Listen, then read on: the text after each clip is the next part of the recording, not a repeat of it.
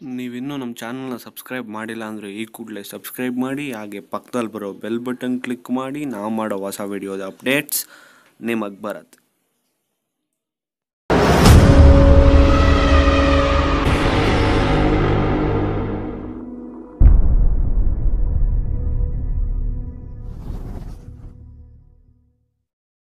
ಕ್ರಾಂತಿವೀರ ಸಂಗೊಳ್ಳಿ ರಾಯಣ್ಣ ಐತಿಹಾಸಿಕ ಪಾತ್ರದ ನಂತರ ದರ್ಶನ್ ರವರು ಈಗ ಮತ್ತೊಂದು ಕ್ರಾಂತಿಕಾರಿ ವೇಷ ಧರಿಸಿದ್ದಾರೆ.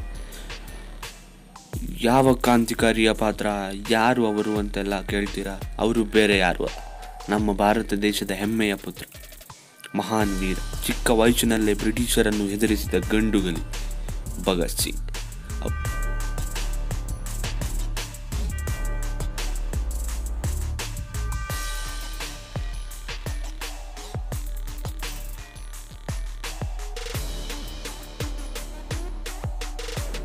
ಹೌದು, ದರ್ಶನ್ ರವರು ಈಗ ಭಗತ್ ಸಿಂಗ್ ಪಾತ್ರ ಮಾಡುತ್ತಿದ್ದಾರೆ.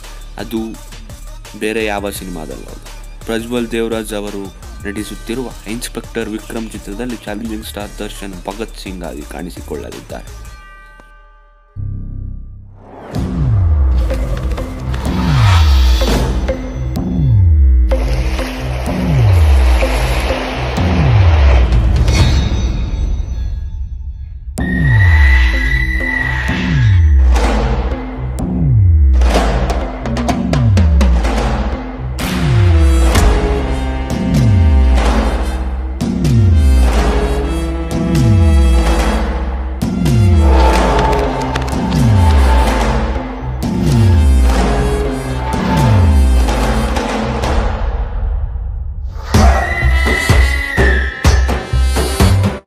ಚಾಲೆಂಜಿಂಗ್ ಸ್ಟಾರ್ ದರ್ಶನ್ ರವರ ಬಳಿ ಹೋಗಿ ನೀವು ಭಗತ್ ಸಿಂಗ್ ಪಾತ್ರ ಮಾಡುತ್ತೀರಾ ಅಂದಾಗ ಆವೇಶ ನನಗೆ ಒಪ್ಪುತ್ತಾ ಅಂತ ಮೊದಲು ಕೇಳಿದೆ.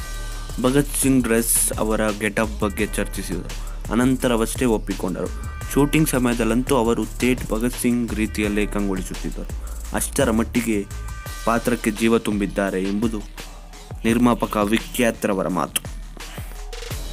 ಸಂಗೊಳ್ಳಿ ರಾಯಣ್ಣನ ನಂತರ ದರ್ಶನ್ ರವರು ಕುರುಕ್ಷೇತ್ರ ಚಿತ್ರದಲ್ಲಿ ದುರ್ಯೋಧನನ ಪಾತ್ರದಲ್ಲಿ ಕಾಣಿಸಿಕೊಳ್ಳುತ್ತಿದ್ದಾರೆ ಮತ್ತು ಇನ್ಸ್ಪೆಕ್ಟರ್ ವಿಕ್ರಮ್ ಚಿತ್ರದಲ್ಲೂ ಕೂಡ ಭಗತ್ ಸಿಂಗ್ ಅವರ ಪಾತ್ರದಲ್ಲಿ ನಟಿಸುತ್ತಿದ್ದಾರೆ.